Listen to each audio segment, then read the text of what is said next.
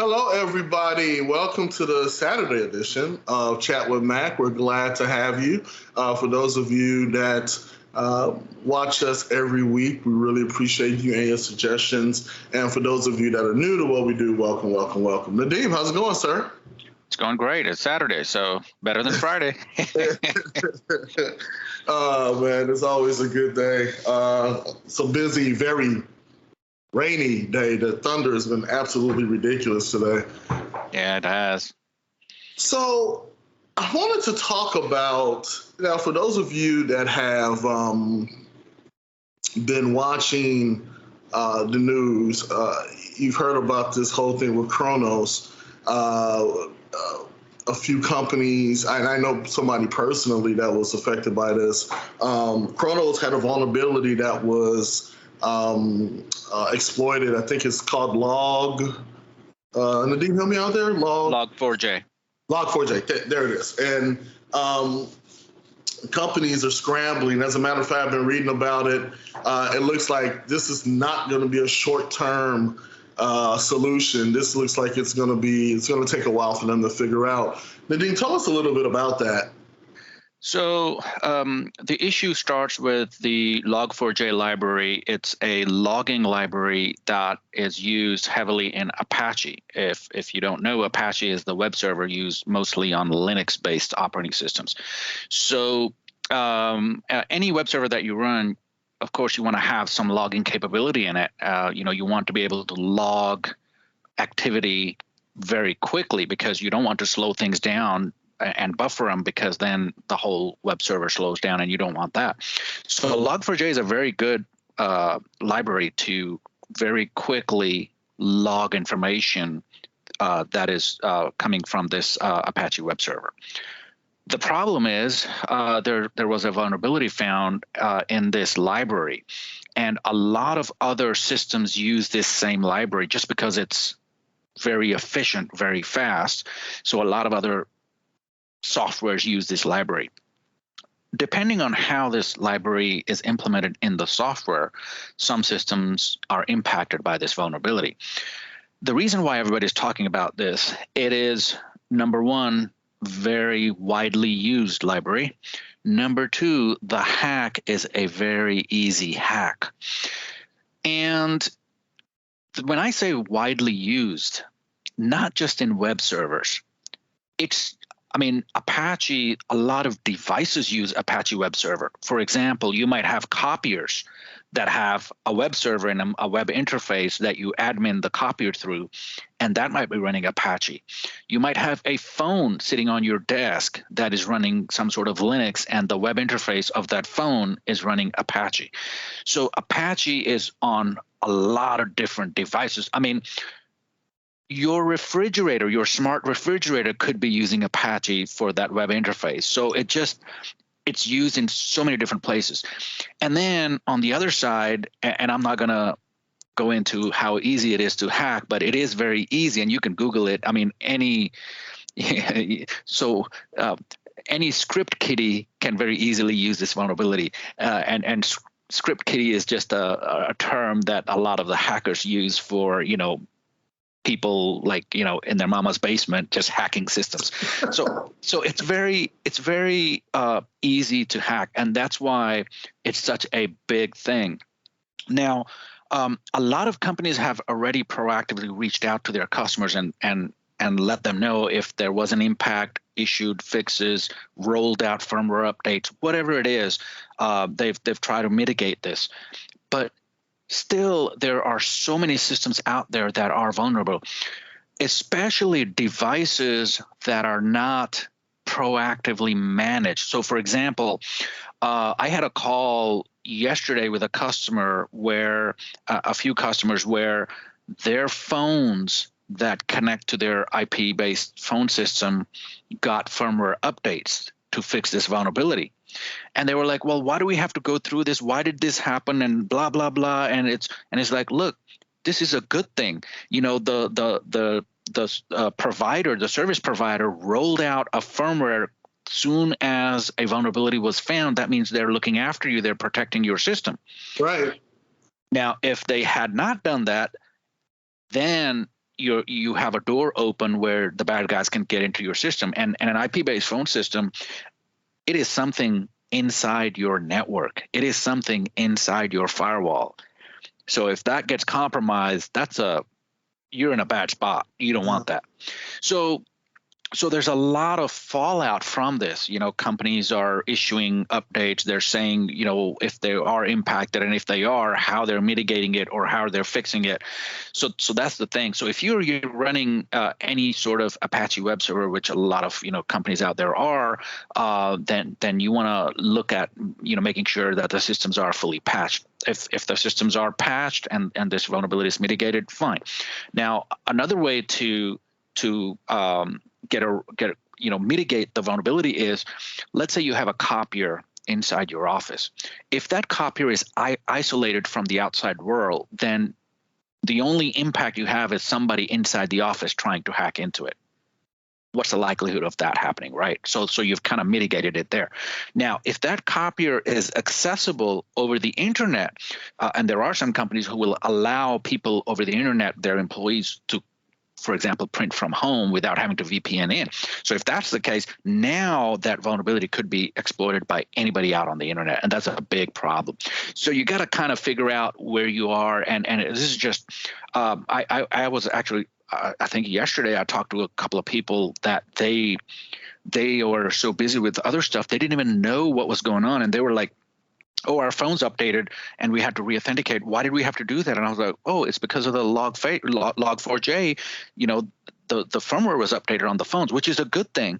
And then once I explained it to them why this happened, why their phones restarted because they got a firmware update, then it was a sigh of relief. It was like, oh, okay, so somebody's looking after this. And it's, if you have anything that's using Log4j libraries, you want to make sure they're fully patched or mitigated in some other way. And it's a big thing right now. So, it's something else. I mean, we kind of talked briefly before the end of last week's episode in regards to some of the things that you saw that you felt might be coming down the pipe in regards to security in general. And then this happens right before the end of the year. This happens. And so I find it very interesting that this happened. And now to me, it kind of coincides with what you're saying. I think at some point,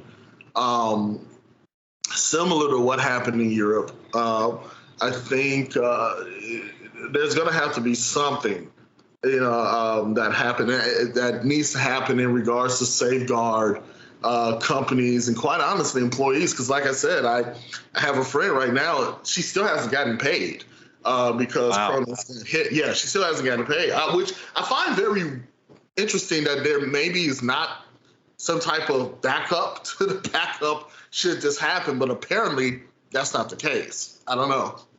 Yeah, and a lot of companies have implemented automation systems, and these automation systems rely on some sort of a web component, even if it's not a web component. Let's say, even if it's just a traditional application, but maybe they use the Log4j library for logging of their system.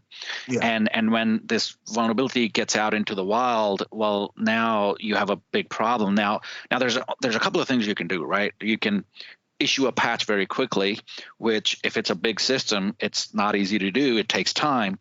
And number two is you just shut everything down. So if everything is shut down, now you can't process payroll, and you have a big problem. For small companies, not that big of a deal because you can always run it manually. And I know a lot of companies out there, they have the capability to do payroll manually. But for larger companies who are managing payroll for other entities out there, they have they have huge systems in place. They cannot do this manually. It's not possible. So that's where it's a big problem. So yeah, I mean, it's things are, I always say this, there's always, everything has especially the landscape, it has like a bell curve where, you kind of go up and then you go down, and then once you go down, I don't think we're at the peak of the environment that we're in. And here's why. So here's the thing. I'll try to explain it as plainly as I can. So Log4j is a library that is open source, that the vulnerability was found very easily because it was open source and there are so many eyes on the code. So if there is a vulnerability, people are going to find it quick. Now think about this. If it took so long for an open source code to find a vulnerability in it that has existed from a long time, how hard is it going to be to detect vulnerabilities in closed source code? Right? So there is a lot of applications that you use are closed source. So there's not a lot of eyes on that source code. So there are a lot of vulnerabilities in those applications that people don't know about yet. Soon as a bad guy finds out, that bad guy is going to keep it hush hush and exploit it as much as they can before it comes out to the public. And that's the thing about open source, and we're in a time where not too long ago Microsoft used to say Linux was cancer. Well, not just Linux, but open source was cancer, and now they're embracing open source. I mean, Microsoft is contributing a lot to the open source community now, and it's because the way the open source ecosystem works, it's good for everybody. It benefits everybody, right? Mm-hmm. So you can take a piece of code, you can modify it to your needs, and then you can release it back to the public and say, hey, I've done this good thing. Here, you can use it if you need to, and if you want to modify it, go ahead. And what that does is that gets a lot of eyes on that code. So if there is something that maybe one developer in the chain did something wrong or didn't know any better, or something happened, other eyes will find that issue. So it's not just restricted to just one team of developers in one company. It's the whole, anybody in the world can look at that code. So the problem is the closed source. Windows, closed source. Office, closed source. IIS, closed source. IIS is Apache's equivalent from Microsoft, right? SQL Server, closed source. That's Microsoft SQL Server. So there's so many applications out there that are closed source. So I don't think we haven't even made a dent in the amount of vulnerabilities that are out there. So I think the bulk of it is still going to come. So we are not near the peak yet. We're nowhere near the peak. We're going to see a lot more vulnerabilities. And keep in mind, these vulnerabilities, they're not easy to catch in a system like, for example, Windows. And that's why Windows, Microsoft issues so many patches with so many vulnerabilities are found. That's why Windows has a bad name, is because it's such a huge block of code. Now, Log4j is just one library. Compared to the source code of Windows, it's a small fraction of it. And yet, that vulnerability was not detected till now. And this library has been out there since, I think, 1982 or something, right? We only found this out now. So think about the code, for example, for Windows, that the source code is so big, and there's so many vulnerabilities in it that, we're nowhere near finding all of them. This is the norm. This is going to be the norm. Vulnerabilities in code. That's always going to be there. Especially the more complex the code gets, the more vulnerabilities get injected in it. That's just life. That's just how it works. So I don't think we are anywhere near the peak of this bell curve. So let me ask you, with the time that we have, the vulnerability. So when these hackers, these guys expose these vulnerabilities, is the purpose to do something similar like what happened with the pipeline, where they're saying, hey, we find this vulnerability, we're going to do this, we want this much money. Is that the purpose, or is it No. just like, yeah? So that's a two-pronged question right there. Number one is, why was this vulnerability released to the public, and why did so one entity said, okay, hey public, this is a vulnerability in this library. Why are they doing that? To protect the public. Basically, hey, they're just being a messenger saying, hey guys, there's this issue here. If you guys are using this code, fix it, patch it, whatever, mitigate it. Then there is the hackers. What the hackers are doing is they're using that code to, like one of the big things that Log4j is doing, and by the way, my grandkid in the background. So I think first there was the dog. But anyway, so the thing is, what the hackers are doing is they are actually, there is use cases already for ransomware attacks. So what this vulnerability does is it gives the guys full control of the system that this library is used in. So basically, when they have full control of the system, now they can go in, drop some ransomware in there, encrypt all your files. Once their files are encrypted, they can demand that ransom. So that's what these guys are doing, and that's what we're going to see in the near future for companies that have not patched this, not mitigated this. We're going to see a spike in ransomware attacks because of this. It's just going to happen. Yeah. So that's coming down the line. We haven't hit that yet. That's going to be next, because right now we just found the vulnerability. Everybody's like scrambling. Okay, fix it. Most of the companies hopefully will fix it, but there will be always a few who are not going to fix it, and then they're going to get hit with ransomware, and then it's going to be the fallout of that.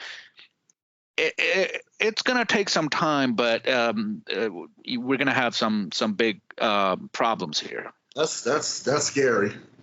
Yeah, that's kind of scary.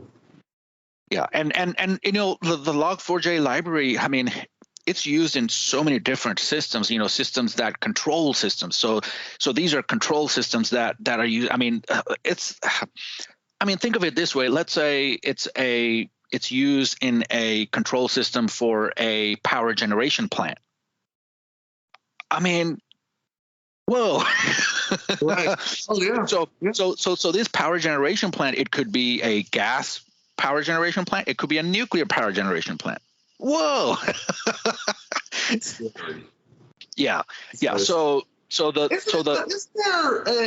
is my head. My wheels are turning, because isn't there? Now we've heard the terms ethical hackers, who kind of look at systems and see where vulnerabilities are. Is there not something for a Microsoft, Kronos, Log4j, whatever, that says, hey, listen, we see this and this can potentially be an issue? I just feel like if that were the case, like that's something I think we actually kind of help companies do here at PCSN, where we'll do something similar and say, hey, this is something you need to handle. This is something that could potentially be a problem. So I would think on the other side of that, on the back end, that would be something that would be implemented. I could be wrong, because there are ethical hackers out there. There are people who will show you where your systems are vulnerable, but only for the vulnerabilities we know about. Oh. Before we knew about the Log4j vulnerability, everybody thought it was secure. There's no issue here until it was. See, the problem is you don't know what you don't know. It's not an issue until it is an issue. Exactly. So like, we're running, like we're running Microsoft Teams right here. There might be a huge vulnerability in it that we don't even know until we know. Once we find out, yeah, we'll mitigate, we'll fix it. But right now we don't know. We think it's secure. Wow. Wow. That's. Yeah. I mean, same thing happens in, firmware in like your phone. We think it's secure. I mean, why do phones get their firmware updates so often? A lot of times it's adding feature set, but a lot of times, actually most of the times, it's fixing vulnerabilities. Because it's not like the company intentionally released vulnerable software. It's just they didn't know. Once they found out, they released an update and fixed it. So that's a problem. Now, and one of the things I tell people is, look, this is not just restricted to the IT field as far as your network goes. your cars are running networks. They're networks on wheels. Your Yep. cars, Yep. I mean, any kind of device that you have in this day and age pretty much is controlled by some sort of software, and that software could be vulnerable.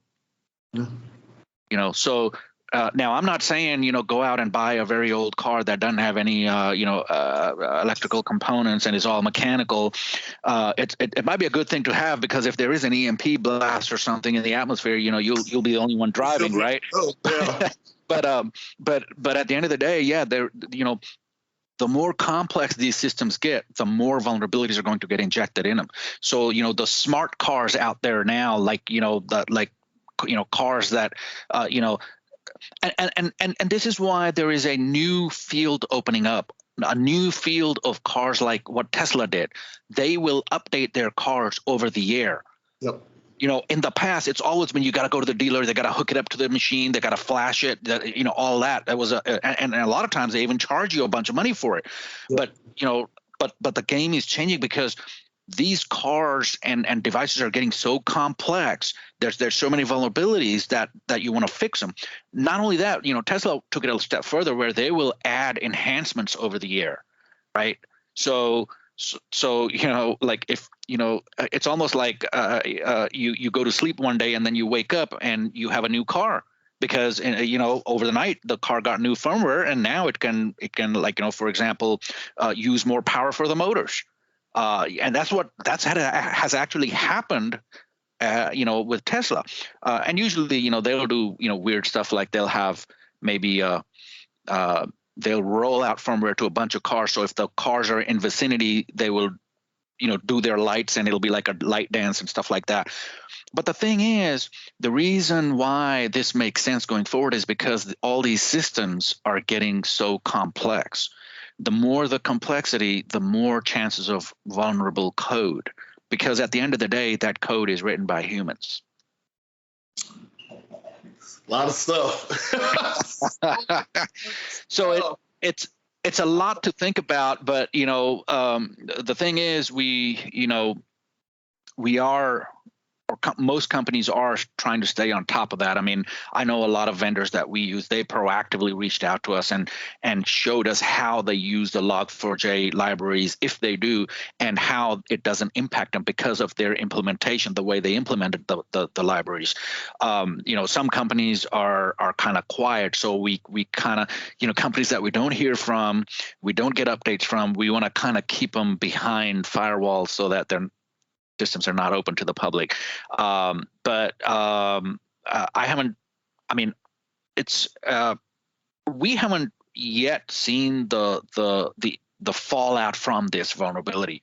We are going to, over the next few months, when these bad guys exploit this vulnerability because somebody didn't fix it, and then now that company gets hit with ransomware. So yeah, we're going to see a spike in ransomware attacks, which is an easy thing to do, right? Because this vulnerability is so easy to exploit, I think we're going to see a significant spike in ransomware attacks. Well, if anybody remembers at the beginning of the year, Nadeem said we were going to see attacks in general. And then, we saw that, the attacks were just ridiculous. But now these ransomware attacks, I can only imagine. Like I said, I think at some point something's going to have to be done on the grand scale. It's going to have to, because these vulnerabilities and everything that's been going on, they're causing havoc. I can understand that if it's just a company, but it's that trickle down effect to the everyday man. Payroll checks, whatever. That's a lot. But it's always that fine line that everybody's trying to walk, right? So yeah, you can have a system that is totally disconnected. That's the most secure system out there. That's 100% security. But that is a useless system. If it can't interface with anything else, then it's a piece of rock. What are you going to do with a piece of rock other than hit somebody over the head with it? So the trick is to find that nice balance between security and functionality. And the more systems are automated, the more the complexity grows, the more the vulnerabilities there's going to be. That's just the way it works. But it has gotten so much better. I mean, remember the days when machines were hacked left and right? There was, I mean, and then finally Microsoft, this was Windows machines, and then Microsoft said, okay, we're going to start releasing patches on a routine basis. I mean, there was a long time when Microsoft did not issue patches for Windows. I mean, so I got, I started working with Windows back when Windows first came out. Windows, 3.0, 3.1 days, and back from Windows NT days. So there were times when Microsoft did not issue patches, and now here we are at a time when patches are rolled out. I mean, outside of the routine that Microsoft says we're going to roll out every Tuesday, but I mean, a lot of times they'll roll out patches before a Tuesday comes, but just because they see some critical vulnerabilities. So things are getting better. But at the same time, the complexity of the software is increasing. So yeah, we've gotten so much better, but then our software has gotten so complex as well, and not just complex, but it is controlling more and more devices. For example, I mean, you might have like one of those AirPod thingies. What are they called? The headset from Apple. AirPods. Yep. Yeah. So the H1 chip in there. I mean, there's a chip in that. I mean, in a headset. What do you need a chip in the headset for? To make it easy to connect and to control when you get too far from your base device and things like that. But the thing is, there is some intelligence built into that earpod, that little bitty earpod, and that intelligence is driven off of some code which might be vulnerable that we don't know about, that there is a vulnerability or not. But the thing is, there is a piece of code in there. And if there is code, there's a possibility that there could be a vulnerability in it. So if simple earpods can be hacked into, can have vulnerabilities, I mean, any device out there can have vulnerabilities. Anything that's running software. It's just the way it is. We like the convenience of automation, but and that's why we, even though understanding that there may be vulnerabilities, we still use these devices. Yeah. Because of the convenience of it. Convenience. Yeah. I mean, it's like I remember back when. Honda, the new Honda motorcycle came out, the Goldwing, and it had a CarPlay option, and I was like, oh yeah, I gotta sell my old one, and I gotta get the new one with the CarPlay. The convenience. I mean, wouldn't it be nice to have my phone's navigation showing on the motorcycle? I mean, otherwise I gotta hang it on there, or I gotta use a third-party GPS or all that. It's the convenience. Wouldn't it be nice to get traffic alerts, real-time traffic alerts right there on my list? It's the convenience. What I'll be giving away for that convenience is that software that's running on that machine might have a vulnerability that we don't know of yet, that may need fixed at some point once it's found. So, but a lot to think about, and I think with that, we're only a few days away from Christmas, so hopefully I won't keep anybody up all night thinking about vulnerabilities and code and software. Don't worry about it. It's just a fact of life now. I mean, that's all it is. It's yeah. I mean, it's routine business. Don't stay up all night. Let us stay up all night and worry about these things. So with that, everybody, have a great day, and Mack, you have a great day, and I'll see you Tuesday. I'll see you Tuesday, sir. Yep. Have a good one, guys. Bye-bye.